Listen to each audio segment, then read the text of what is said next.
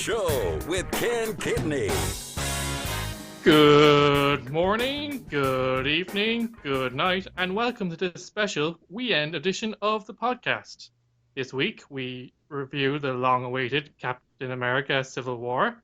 I'm sure you're waiting with bated breath to hear our hot takes on the film of the summer, some might say.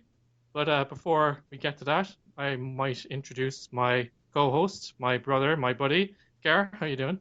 This is the end of an era, Ken.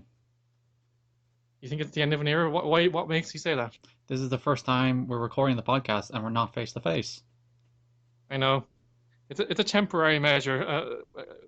Just in case you're wondering at home, me and Gar are actually doing this over Skype this week. It's an experiment, but because of our busy and hectic schedules, we couldn't get together in the same room this week, so we're relying on technology. So hopefully it doesn't fail us. It's recording anyway. That's a plus. Yes, it is. But no, Gar, I shall not let this come between us. Skype cannot replace the electricity, the sheer electricity we have when we're in a room together, Gar. It cannot literally fill the give or take 3-mile gap between us at the moment. Yeah, I think it's less than that. It's like 2 miles, maybe. 3 kilometers. 3 kilometers. I don't think in kilometers, Gar. I think in miles. But we have kilometers, though, Ken. You should be thinking in kilometers. Yeah, but like I'm very Americanized by our Americanized culture. So, Ken, Civil War. Civil War. We'll get to that in a moment, but Gar, we do have a tradition at the start of the show, so I'm going to ask you, how was your week? I went to see Civil War, Ken. I also went to see Civil War. I'm actually just back from Civil War. Yeah. I was in a packed cinema. We're doing this quite late as we speak. It's about 12 o'clock at night. I stayed for the post-credit scene. That's why I was delayed. Sorry, Gar. I was having food. I got Dino's on the way home from work.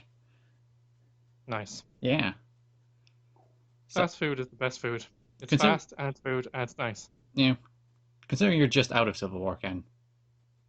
Gut instincts, gut reactions. Gut instincts.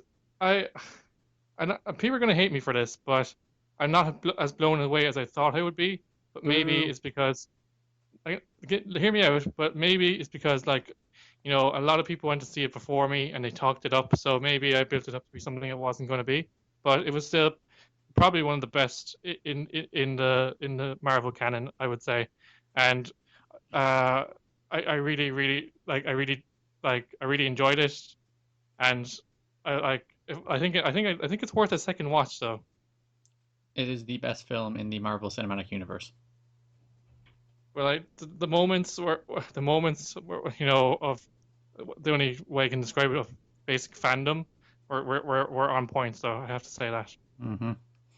I loved it. It's amazing. It's amazing on so many levels. It's a tremendous film on pretty much every level. Ken is a horrible human being for not loving it. You can throw tomatoes at him when you see him. You have my permission to pelt him with tomatoes for not loving it. It's because he's a filthy Team Iron Manner, and Team Iron Manners don't like things.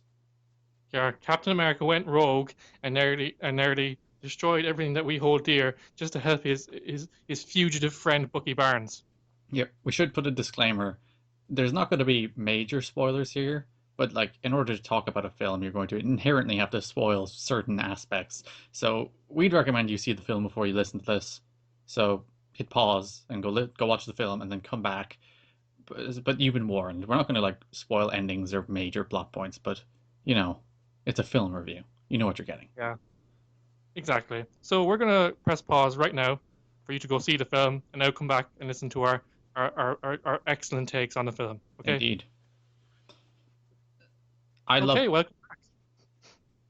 Damn it, this is the problem, Ken. These are the problems we don't have when we're in the same room. It's true. I think I sold that pretty well. Yeah. You're welcome. But before we dive in deep to the film that was Captain America Civil War, how was your week, Eric, besides that? But that's all I did this week. That's literally my week. I bought a Captain America t-shirt after Civil War. Good. I can't think of anything else I did this week. So let's just talk about Captain America, Ken. Stop delaying here. I'm trying to be polite. So what didn't you like about the film, Ken? You have reservations. What didn't you like? I just thought like it's building to something that's going to be great, and I was supposed the end game here is Infinity War, but I just thought there was a lot of world building in it. Kind of like Batman versus Superman, like like a lot of time waiting to get to the good stuff. That probably was my only drawback for me. I thought bar Black Panther being in this film, I didn't think there was pretty much any world building. Black Panther is the only part of this film that felt like we're putting this here in particular to build towards something in the future. Spider-Man to a degree, but Spider-Man worked on his own in this film more than Black Panther did. I think so too. I think Spider-Man, like hopefully it's going to be a long-term arrangement with Fox to have Spider-Man within the Marvel universe, the Disney Marvel universe, Sony. I should say. Sony, sorry, excuse me. Fox But have the X-Men. what? Fox have the X-Men. They do have the X-Men. Sorry, I must apologize, Gar. But I don't know. I actually really liked Chadwick Boseman as Black Panther, and like I have to say his suit was badass. But someone said this to me, and I can't unthink it now.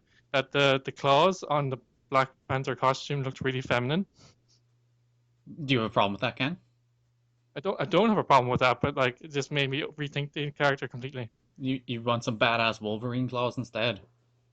Yeah, but Wolverine might not be too happy with that. Wolverine has manly claws. Black Panther has girly claws. Ken hates girly claws. I don't hate girly claws. I just think that they're out of place on a man. That's all I'm saying. Oh, men can't do what they like, can they, Ken?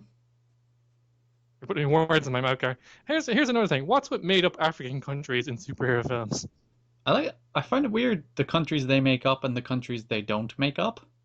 Yeah, Like this film bounced between like Romania and Berlin and America and Russia, but then that's there's the same like in Nigeria. yeah, and then there's like uh what's the name of his country? Wakanda, Yeah, Wakanda, and there's the one from um Age of Ultron as well.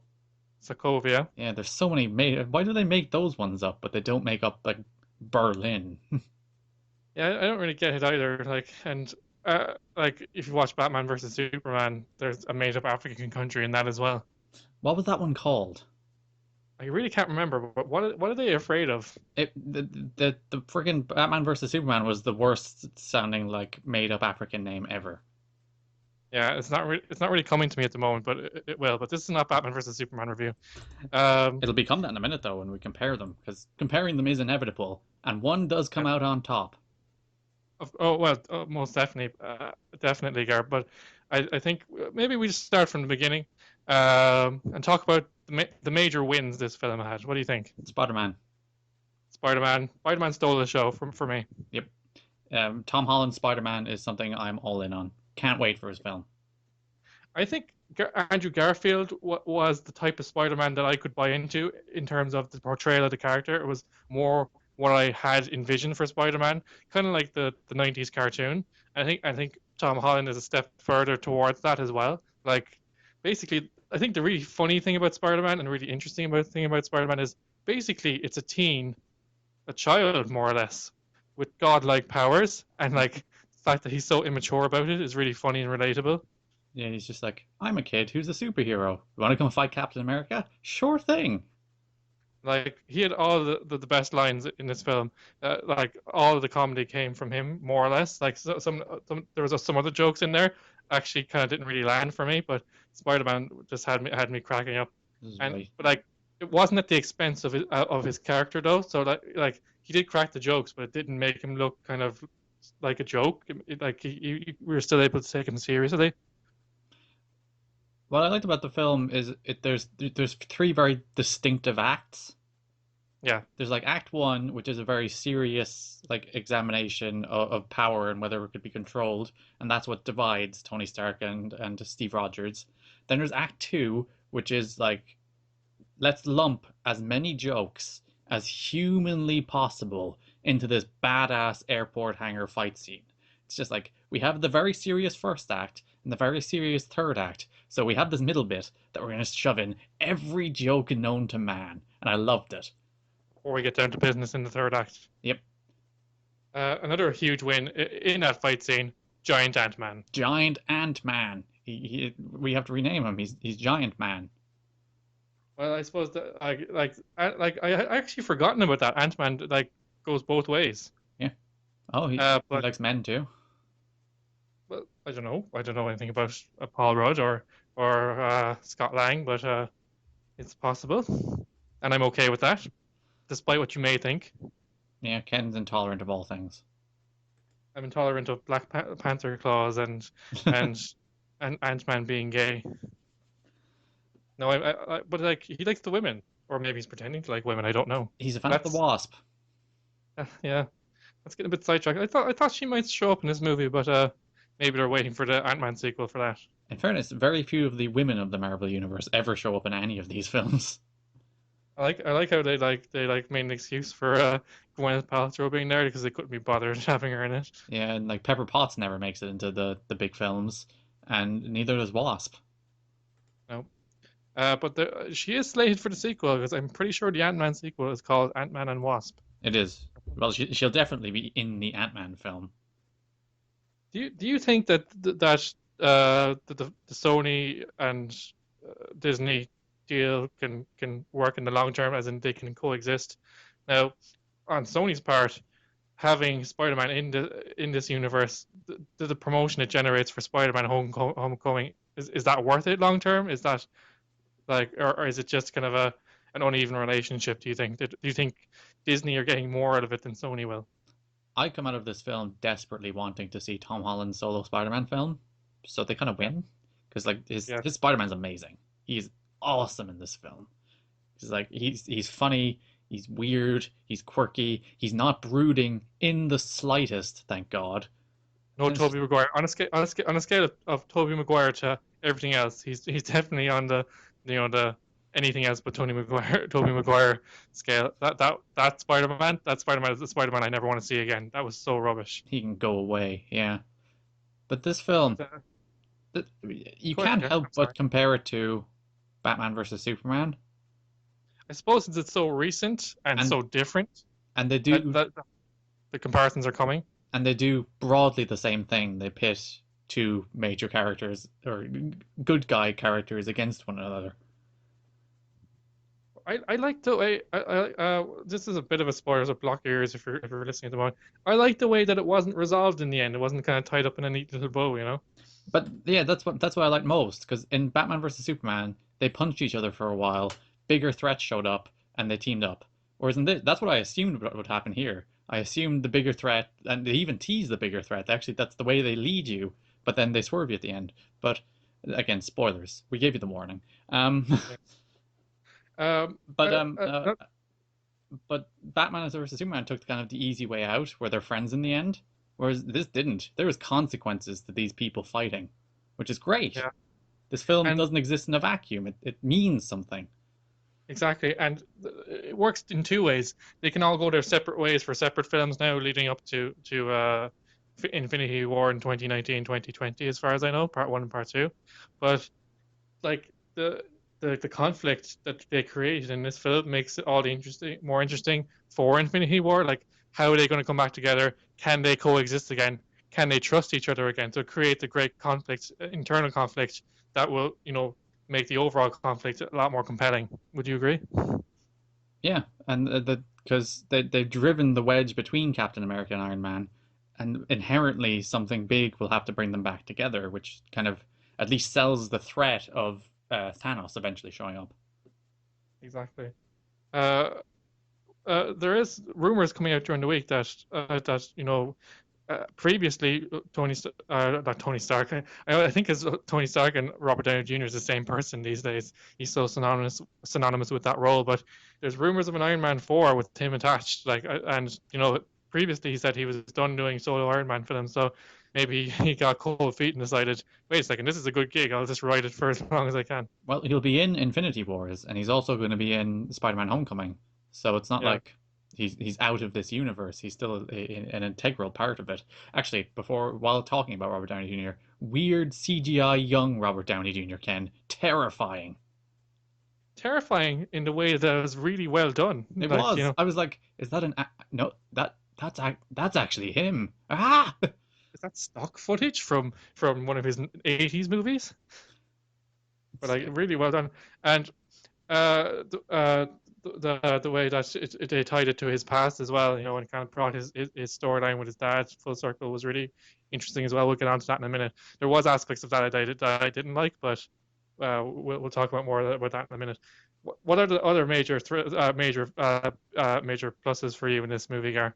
It was a Captain America film, which is Yeah. it sounds like a trite thing to say, but it's something I really liked about this film. That even though it had Spider-Man in it, it had Ant-Man, it had everyone in it. It was still at its core like a film about Captain America characters with kind of Captain America themes and Captain America stories. So like even though they added everything else around it, it still felt true to being a Captain America film rather than allowing it to become like an Iron Man film guest starring Captain America. Yeah, I completely agree. And like, I think we talked about this before, and you kind of had reservations, and like a big part of me felt like it was going to be Avengers 2.5, but like it really ended up being the opposite of that. Oh, it's totally different to the Avengers. Like in every way. It's better than both of them. Because there was no big threat that brought them together in the end. The whole crux of the film, there was no villain. It was just the internal conflict and what that means for the rest of the universe. Like it opens up so many possibilities, and like but like and the way that they've, you know, like at the end, like you kept expecting something to kind of bring them back together, and it didn't. And I thought that was refreshing, that like, you know, Disney go for happy endings more often than not, but this creates something much more interesting for the movies ahead, I think, especially for Infinity War, as I said. Yeah, they didn't take the easy way out. All the action scenes are awesome, especially like the airport hangar scene is the best scene in any Marvel film to date. It's amazing. It's like It's incredible. It's so good. incredible. Like so many moments that were like like nerd out moments, but they didn't feel gratuitous or just kind of shoehorned in there. You know, Yeah. the way Spider-Man moved was just incredible. Like it seems like natural, but also like obviously it has superhuman abilities, but like it was so believable, like that you actually could believe that like a being like this could exist, that it looked so kind of real. Like the movement was so natural. Am I being weird here? Do you kind of get what I'm saying? Yeah, I do, because Tom Holland is a dancer Yeah, and he brought some of those kind of that kind of physicality and that kind of movement to Spider-Man, which kind of made it kind of neat. yeah. And the costume is awesome. I think it's the closest I've ever seen to what I think a Spider-Man costume should look like. Mm. So it kind of like it's kind of a cool thing because like Spider-Man's a nerd and he's able to kind of create his own tech, and that's cool, and he has the superhuman abilities. But like Stark aspect is going to like take it to a whole other level. So like I think that's a really smart partnership, both in terms of obviously, you know, dollar bills, but also in terms of like, you know, building a different narrative from the previous, you know, two incarnations that we've had now of Spider-Man in the last 10 years. Also, weird little thing. Bucky and Falcon don't get along because they're naturally both competing to be Captain America's sidekick. I kind of love that. That was a nice little internal struggle, and one bit I actually lolled at, and I don't say lol very often here, is like when they're in the back of the car waiting for Steve Rogers to you know, to like, you know, say goodbye to his bit on the side, and like just out of nowhere he just goes, "I hate you." Oh, it's great. It's a great film. Yeah, fantastic. And it like Um, as I said, that middle portion of the film is the bit where they're like, we're doing a serious film here, but there's going to be a portion where they're just going to shove in tons of jokes, and it's like thumbs up. and you know, stuff for the fans like giant Ant-Man, Spider-Man kicking ass. Um, All of them fighting like each other in amazing action scenes. I think I hadn't seen much of Tom Holland. I've seen bits and pieces of him in Billy Elliot, and as you said, he's a dancer previously. But I really like this kind of like balance of like there's two personas, and I really like that Peter Parker, his portrayal of Peter Parker and Spider-Man are two distinct personas. Like he's Peter Parker is unsure of himself, like he's like a genius and he's a superhero, but he's unsure of himself. He's you know, humble. He just, you know, he's nerdy. He's kind of nervous. And then Spider-Man is the exact opposite. I thought that was a really cool juxtaposition as well. Also, the word Uncle Ben is not mentioned once. Thank Yeah, God. yeah. Because and like and obviously that's going I to play The Uncle Ben thing will play a role in the solo film, and fine, but like we've seen Yeah, that enough times. yeah. I would really like if they kind of change up the story where if you had Uncle Ben, like really, is there any need to kill him off? I assume he's already dead. Yeah, because he's already Spider-Man as far as I know. I will not accept another origin story. So well, we don't need one now because the new Spider-Man is established, which is the best thing. Because I don't think anybody, I think it would have really damaged this film to go back to the start again because like people just don't want to see it this time. And they're not. That would make no sense to show a character in the future and then go back into the past. Exactly. So Uh, I disliked nothing about this film, like literally nothing. I love this film on every level. What did you dislike? I was about to ask you, dare I ask, is there anything that you can think of that was a drawback for you? The closest thing I can come to is Martin Freeman's accent, but even then, that's probably because I'm used to how he sounds with his regular accent. So it would probably, if no one knew who Martin Freeman was, it would probably be fine. Plus, if you watch Fargo, he does an amazing Minnesota accent. That's neither here nor there. But that is literally the only thing I dislike about this film. And even I don't even dislike it. I just found it amusing because this film is amazing, Ken, and you're horrible for not I think loving it's it. kind of I think it's kind of funny how he did he kind of half committed to the American accents. Like if he did committed to it, it would have been good. But then he just kind of dipped into his own accent a little bit. So it was kind of a weird hybrid English American accent, I which assume is very his strange. I assume his character is meant to be New Coulson. Basically, he said on the Graham Norton show recently that it's a small role in this film, but he has signed up for future films, and his role is going to get bigger as time goes on. Because the same thing happened with Clark Gregg and Coulson. He was like a very small side character who evolved into a greater part of the universe. Exactly. So, but there's one thing that kind of struck me, and it's a very small thing. Um, the motivation for Tony kind of falling on the kind of standardization or regulation side of the argument, where that woman confronted him as like, my son got killed, and he's like, all of a sudden he kind of grows this conscience where he's like, surely you knew that there's just like that every time you did one of these or went to the rescue in these big battles, like the collateral damage is massive. You just have to look around you after to see it. Well, Like, I'm a little more fine with that because he directly caused that destruction. He created yeah, Ultron. It wasn't a case of, they went to save somebody and he accidentally shot a building down. It was something that was a direct consequence of his action. And now he feels that even he himself needs to be checked because mentally he can't check himself, as it proved in Age of Ultron. I guess it's kind of a come to Jesus moment, but I just felt like it was kind of like now all of a sudden it gets to you, like I suppose like you could, if you try to think about it that way, it happened the same way in the first Iron Man movie where he just kind of all of a sudden decided that I don't want to live this way anymore. So it's not unprecedented for the character. I just thought it just seemed a bit kind of convenient that maybe I'm being a bit critical here. I can accept that.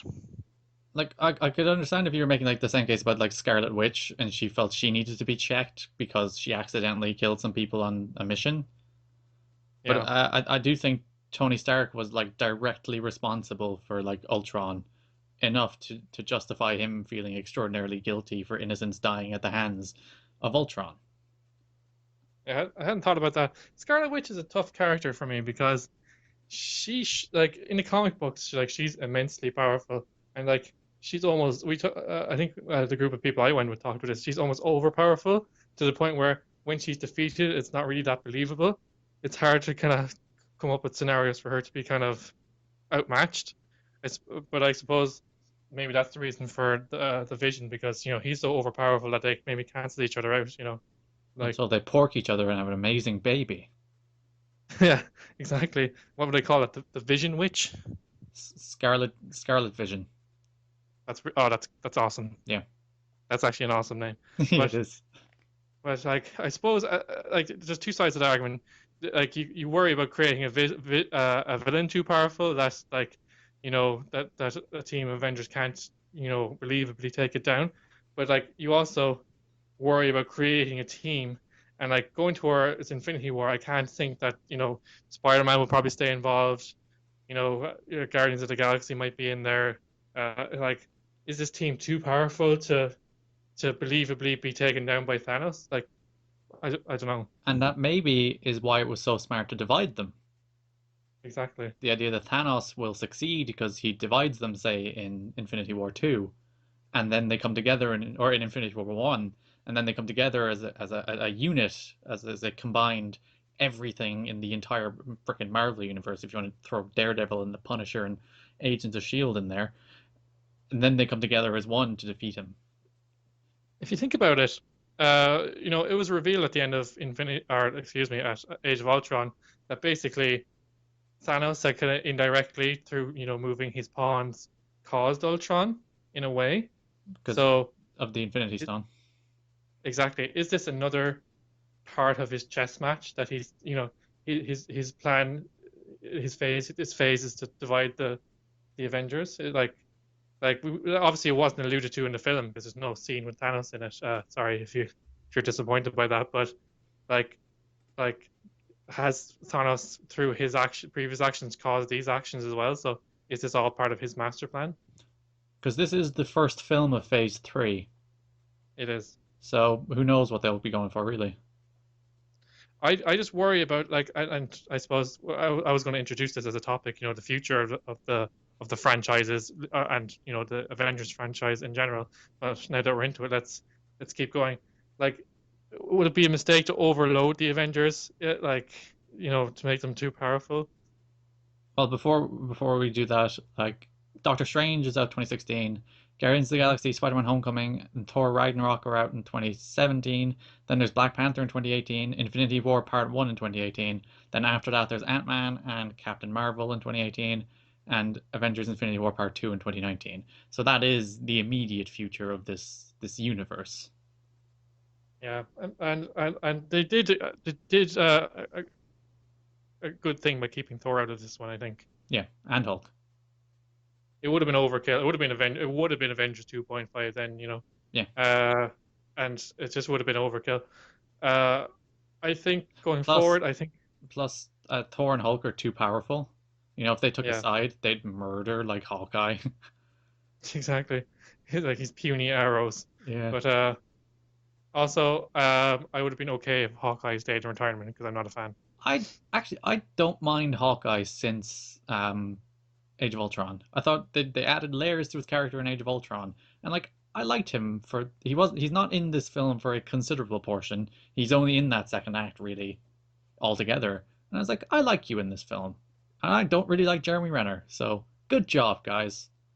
Yeah, I'm not really a fan of Jeremy Renner either, to be honest. As an actor, like basically killed the Bourne franchise to the point where they had to bring Matt Damon back to revive it. But that's another podcast, I think. I think going forward they have to be very careful about stacking the Avengers lineup for Infinity War. It needs to be believable that Thanos is a big threat for them. I know he's like probably the biggest baddie that they've got. So, but they've got like the potential they have now with putting in Doctor Strange, putting in the Guardians. That's like a lot of weight on their side, even against a villain like Thanos. Yeah, just also to note the Anthony and Joe Russo, who directed Civil War, will also be directing Infinity War. I really like that. I think it kind of creates a cohesive vision about where about where the next phase is going. I think they are the right guys to direct this film because primarily I think Captain America lives and breathes on the physicality and the fight scenes, and it's one thing they do very well. It's fight scenes.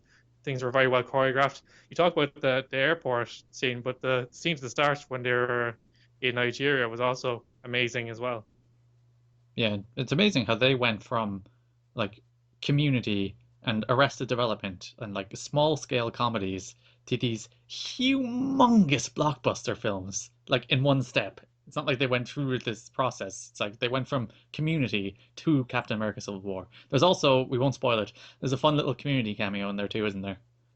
Exactly. I actually warmed my heart to see that as well. Yep, and But Danny Pudi was in uh Winter Soldier, so this is a thing apparently. it's a little Easter egg for community fans. But I suppose to your point, Gar, Joss Whedon actually opened the door for these guys. I think he created, he's paving the way for you know, smaller, people who come from smaller backgrounds who aren't, the Michael Bays of this world to take the reins of these big action films. I think we're the better for it. Uh, it's just kind of like Hollywood is dominated by like a certain amount of kind of politics, but it's kind of I kind of liken it to wrestling. Like the Hollywood community is open to more kind of creative people now, not just people with influence. I think it's kind of a new wave of talent, and it needed to happen. Just like any industry, it needed to happen, and it's kind of refreshing to see people like that, people with stories to tell, making it to the big stage. And again, we're 30 minutes into the weekend show, so So we're gonna have to wrap up. So, final thoughts, Gar. What do you think? What's your lasting impression of this film, and where do you think it's gonna lead us in the future? it's amazing. That's my lasting impression. It's tremendously constructed. It's hilarious and very emotionally considered in equal measure, depending on what part of the film you're talking about. It's kind of emotionally mature as well. It deals with the same topics that Batman versus Superman dealt with, but in a much, much better way. It's not nearly as contrived. It's not nearly as cheap. It's a brilliant film. It's a brilliant film on so many levels. It's the best Marvel film made to date. I think Batman versus Superman shot itself in the foot. That it kind of asked the glaring question is like, what is the point in these heroes? Why should they exist? Whereas Captain America asked the same questions, but it kind of resolved it in the end that there's two camps and they're never going to agree. That makes more sense than whatever Batman versus Superman was trying to tell me. I still haven't figured that out. But Yeah, that's the problem. That film didn't tell you anything. They finished that film with a cheap conclusion where everyone's pals. Whereas this film, it had a conclusion with impact. It had a conclusion that actually had a bearing on the universe that it is within. And like and even it's like gonna, Batman vs Superman, like their ending, it should be substantial, but they even undercut it before the film is even over. So that's stupid. Batman vs Superman is bad. Captain America: Civil War is really very good. I think it sends shockwaves through the future of the Avengers, franchise and movie set that's going to last for years to come. So it's built a great framework for the next phase, but it stands as a movie on its own as well. And I think everyone's on point here. Like, one more thing I want to mention. It's really funny watching the Vision wearing like normal clothes. It's just bizarre. And watching him try to be a human being and actually try to flirt with somebody, brilliant. Paul Bettany is a fantastic actor, but uh, that's our review on Captain America: Civil War. Iron Man 1, I think we can both agree. No, Team Cap. Whatever, Gar. Thank you as always for taking the time to click play or to download on the podcast. As usual, you can find a new episode every Saturday on soundcloud.com/TWSKK, or you can also find us on iTunes. We're on iTunes because Steve Jobs is a big fan. From beyond the grave. If you like the show, please write us a review. Why not? It would really make a difference, and Captain America will come to your house and sing you happy birthday. It won't just be me in a Captain America mask, I swear. And Iron Man will show up as well, and it won't be me in an Iron Man mask or wearing a dodgy goatee. Just going pew pew. One thing I wanted to say as well: Tony Stark's hair always looks amazing. It does. Even when he's like it's in the helmet, it's just like, God, what do you do to that hair? Why does it look so good? so incredible. But we're getting sidetracked. Next week we're gonna talk our top 10 Disney songs. We're gonna have rival lists as well, so that's gonna create a bit of conflict. It's Team Cap against Team Iron Man all over again. Exactly. We're gonna end up killing each other by the time this podcast is finished. But that's good. It's gonna be a great episode next week. So you make sure to tune in and send us your own Disney lists on Twitter at TWSKK or on Facebook at facebook.com/TWSKK. You can find our best bits on YouTube if you would like. Gareth started doing that, so thanks very much. Iron Man 1. Theme music, as always, is by Mr. John. And until next time, say goodbye, Gareth. Bye bye. Take it easy, everybody.